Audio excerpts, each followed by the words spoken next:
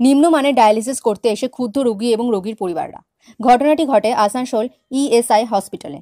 তৃণমূল শ্রমিক নেতা রাজু আলিওয়ালিয়া জানায়, কয়েকজন ডায়ালিসিস পেশেন্ট অর্থের বিনিময়ে হাসপাতালে ডায়ালিসিস করত, কিন্তু এই হাসপাতালকে বর্তমানে সরকারি আইসোলেশন করা হয়েছে।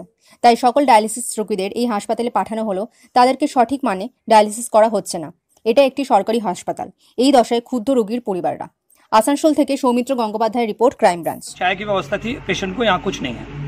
4 घंटे की जगह 3 घंटा डायलिसिस दिया जा रहा है, और डायलिसिस भी इतना गलत मैंने घटिया किस्म का है कि पेशेंट यहाँ से डायलिसिस लेके जा रहा है, घर में जाके बीमार हो जा रहा है। तो इस तरह से क्वारंटाइन किया गया, ठीक है, लेकिन सरकार को उचित था, प्रशासन को, कि हम लोग का जो डायलिसिस पेशेंट है उनकी सटीक व्यवस्था करने के लिए कम से कम 4 घंटा डायलिसिस होना चाहिए। तो पैसा देने के बावजूद ही 4 घंटा डायलिसिस नहीं हो रहा। बिल ईएसआई में डायलिसिस हो रहा है, बिल हम लोग को एचएलजी का दिया जा रहा है, ठीक है ना। और यहाँ जो टेक्नीशियन कर रहे हैं, बोले हम क्या करें, मशीन ठीक नहीं है, यहाँ पानी ठीक नहीं है, ये नहीं है। तो ये तो हमारे जो हमारा डायलिसिस पेशेंट है उनकी ज़िंदगी के साथ, जीवन के साथ खिलवाड़ हो रहा है। तो प्रशासन को हम लोग एडीएम साहब से बोले हैं, देव साहब से, हम लोग सीएमएचओ चीफ मेडिकल ऑफिसर को भी बोले हैं कि आप जल्द से जल्द जो है 4 घंटा डायलिसिस की व्यवस्था कीजिए, और डायलिसिस जो है यहाँ पर अच्छे तरह से हो, इसकी व्यवस्था कीजिए। अगर किसी के कोई जान माल का कोई नुकसान होता है या डायलिसिस से किसी को कोई परेशानी होती है, उसका पूरी प्रशासन जिम्मेवार होगा। ये हम लोग आज बोलने आए हैं। तो एडीएम साहब बोले हैं हम इस पर व्यवस्था करते हैं, सीएमएचओ बोले हैं, लेकिन अभी तक 2 घंटा से हम लोग यहाँ खड़े हैं, डायलिसिस पेशेंट खड़े हैं, सीएमएचओ को पता नहीं है, ना ही प्रशासन के कोई टीम का अधिकारी को पता है। तो इससे साफ जाहिर रहता है कि कितनी लापरवाही हो रही है डायलिसिस पेशेंट के साथ में। अन्याय हो रहा है। आपका नाम? राजू अहलूवालिया, हमारी पत्नी रीता अहलूवालिया, जहाँ डायलिसिस पेशेंट है। लगभग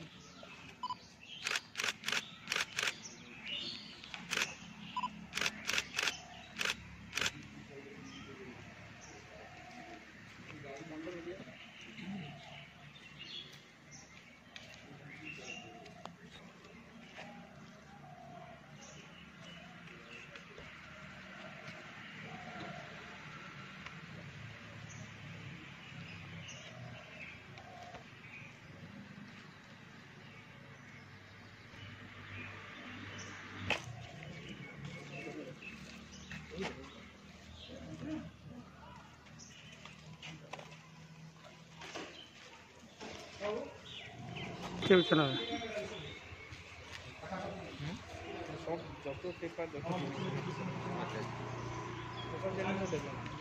আমরা ডায়ালিসিস পেশেন্ট। আমি আজ বিগত 2 বছর ধরে ডায়ালিসিস নিচ্ছি এইচএলজিতে। ওই একই কথা, মনোজদার মতনই কথা আমার। আমি আমার মেয়ে হেলথ স্কিমে চাকরি করে, হেলথে নার্স অফিসার 2 গ্রেডে চাকরি করে।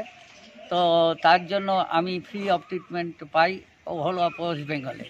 কিন্তু এখানে আমি দেখলাম আমাকে যখন এইচএলজি থেকে গভর্নমেন্ট এই ইএসআইতে পাঠালো, এখানে এরা বলছে আপনাকে টাকা দিতে হবে। Why I can do this matter. এই জন্য আমি বলতে চাইছি যে আমি যে গভর্নমেন্ট এমপ্লয়ি বাবা, সে কেন এখানে টাকা দেবে? এটাও তো একটা গভর্নমেন্টের, West Bengal government plus central গভর্নমেন্টের। তাহলে এখানে যদি টাকা দিই, তাহলে আমি তো টাকা দিয়েই করতে পারি। এটা আমার একটা খেদ রয়েছে, 1 নম্বর। 2 নম্বর হচ্ছে আমাদের এইচএলজিতে খাবার দিত, ভরপুর ভাত রুটি দিত মানে ডায়ালিসিসের পরে। কিন্তু এখন আমি এখানে এসে দেখলাম খাবার তো নাই, এবং টিটকিরি মারছে। কিসের খাবার, কেন খাবার, কে দেবে ইত্যাদি। ওখানে চা বিস্কুট একটা দিত, এখানে তাও দিচ্ছে না।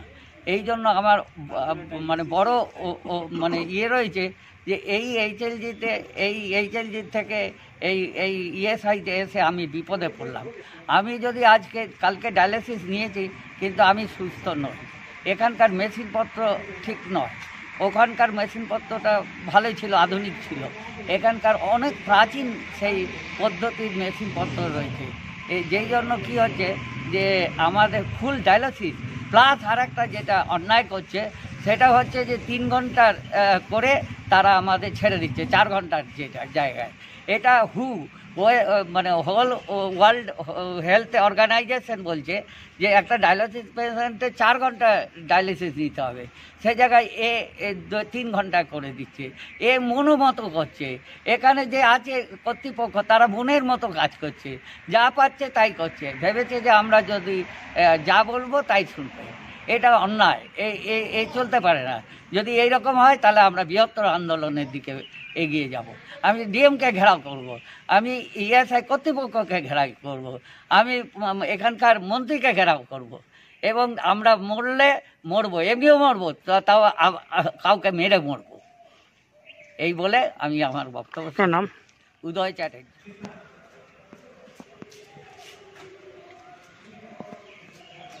असद तेरा हाथ दिखा। रुकिए 1 मिनट रुकिए, उसका भी हाथ दिखिए, सब पूरा दिखा।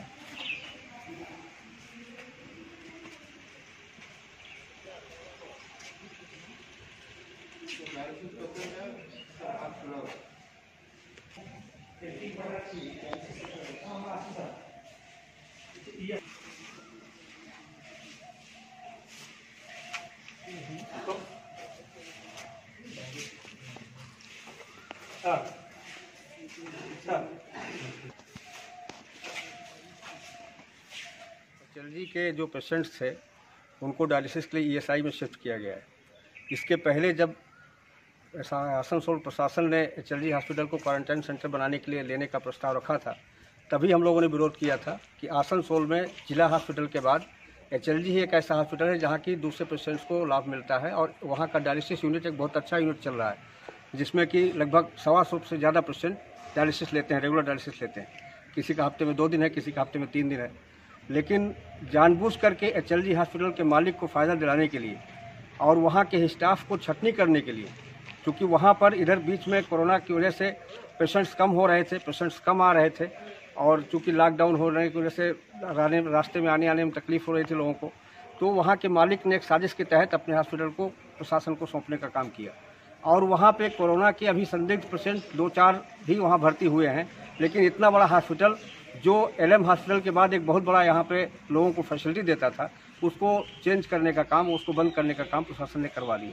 तो प्रशासन ने इसमें अदूरदस्ता का काम किया है, उसने निर्णय लेने में अदूरदस्ता प्रदर्शित किया है। और इसमें चूँकि क्वारंटाइन सेंटर के लिए कोई और भी छोटा नर्सिंग होम लिया जा सकता था, और बहुत से दूसरे सेंटर है वहाँ को लिया जा सकता था। ईसीएल का कल्ला हॉस्पिटल है, यहाँ ईएसआई में लिया जा सकता था, और एचएलजी हॉस्पिटल को बचाया जा सकता था। एचएलजी हॉस्पिटल चूँकि दूसरे पेशेंट्स को भी लाभ देता है, और वहाँ पे जो अदर देन कोरोना के साथ साथ किडनी के पेशेंट्स तो ही हैं, फिर और भी कुछ बीमारियाँ होती हैं जिसमें लोगों को पेशेंट को भर्ती होना पड़ता है। क्या कोरोना आने से दूसरे बीमारियाँ खत्म हो गई हैं?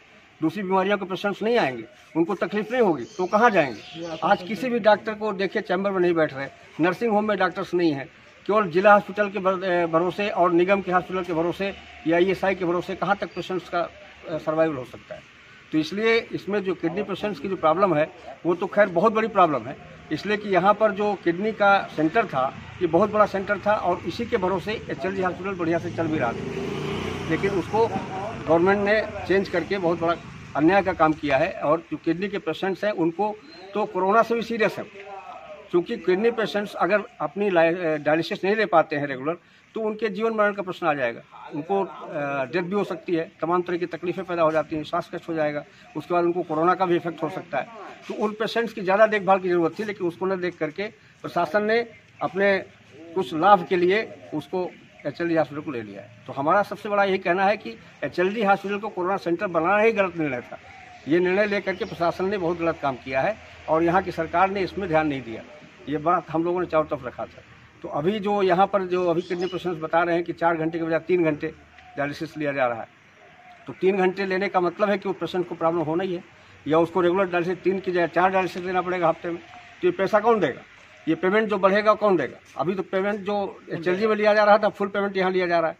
मशीनों को एचएलजी से शिफ्ट करने की बात थी कि एचएलजी की मशीनें यहाँ शिफ्ट हो जाएंगी और यहाँ उन मशीनों में काम होगा, लेकिन यहाँ पे मशीनों को शिफ्ट नहीं किया, ईएसआई की मशीनों से ही काम किया जा रहा है। उसको टेक्नीशियंस चलाने में दिक्कत हो रही है, और मशीनों की गुणवत्ता के ऊपर भी संदेह है। तो इसलिए हम लोगों की मांग ये है कि एचएलजी हॉस्पिटल में डायलिसिस यूनिट को चलाने का काम शुरू किया जाए, और नहीं तो एचएलजी की सारी मशीनें यहाँ आकर के एचएलजी जैसी व्यवस्था यहाँ पर की जाए, जिससे डायलिसिस पेशेंट को रिलीफ मिल सके और उनके जीवन को बचाया जा सके। आपका नाम? व्यवस्था है बहुत ही खराब है।